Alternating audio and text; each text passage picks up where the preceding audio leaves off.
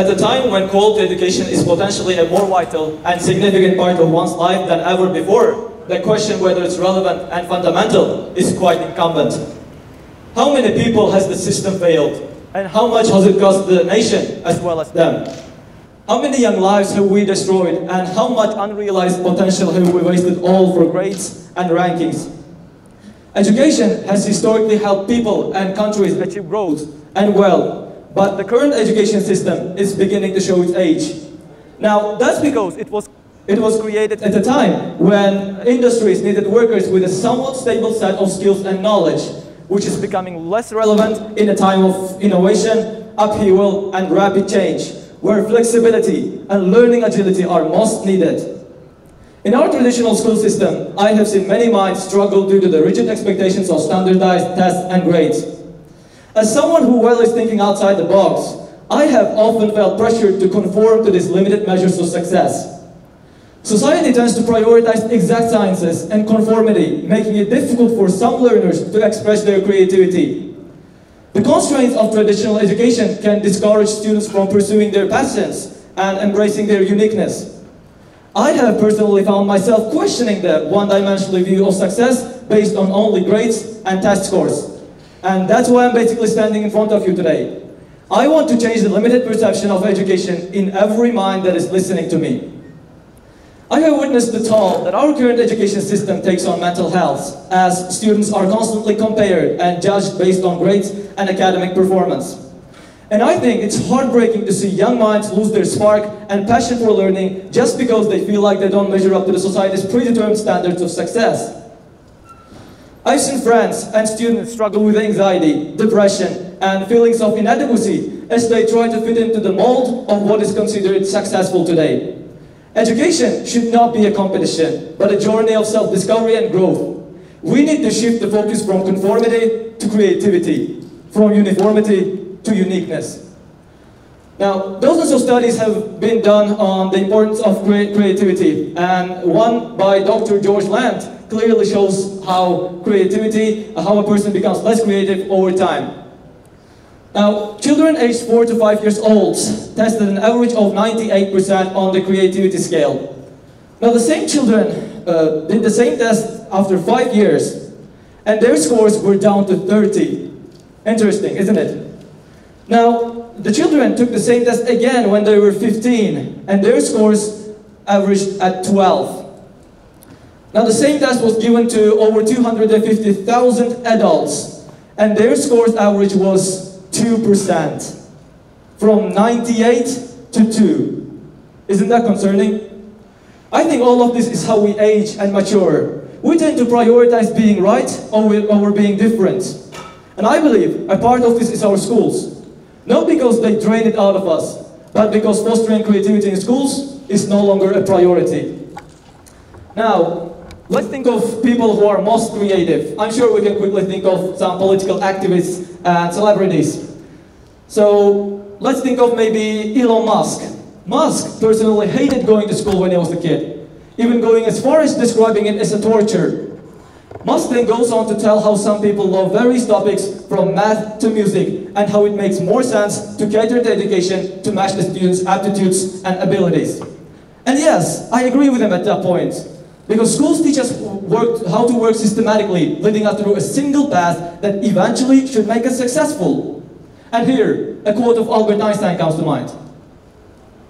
Everybody is a genius, but if you judge a fish by its ability to climb a tree, it will live its whole life believing that it's stupid. So, it's usually not the students that fail at school, but it's actually the schools that fail to work with the student.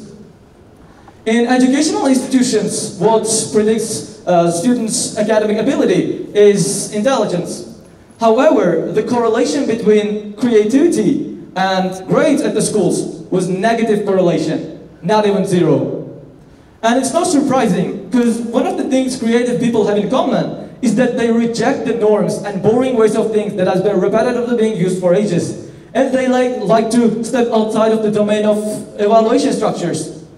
And what society tends to do is that they compare a particularly creative person with a successful individual of their own system.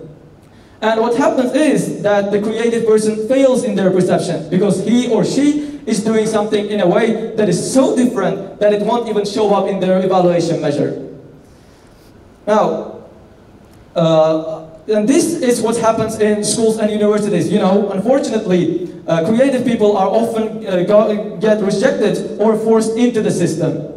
And I have heard of a story of a student who has written an essay for their master's thesis, which was wildly creative. And he was basically told to leave the program.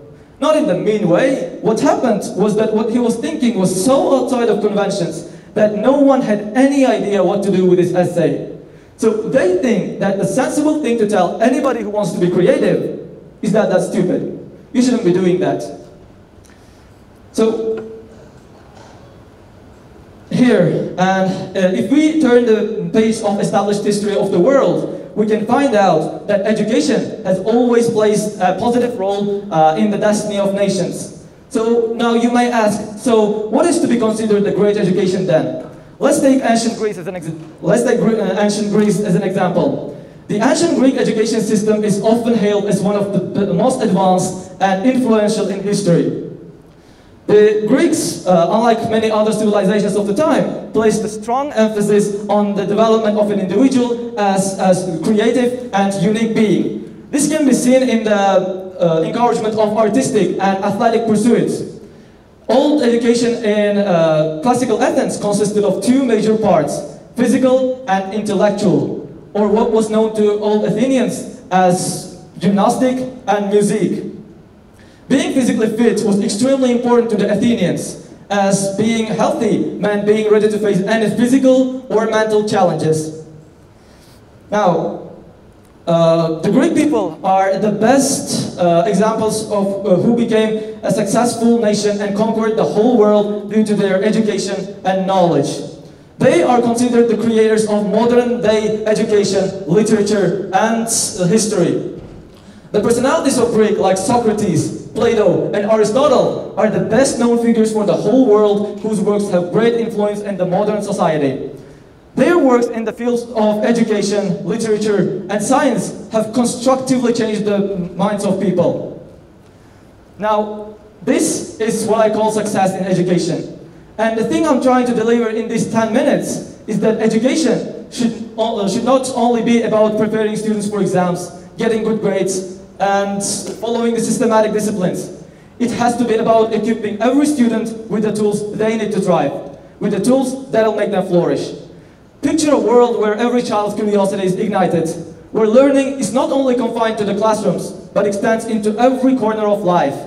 Imagine a revolution in education that empowers students to become architects of their own knowledge. And if there's one message I want you to take away from everything I've said, it's this. Education should nurture creativity, personal growth, and lifelong learning. Together, we can ignite every mind's curiosity and prepare them not just for a test, but for life. Thank you.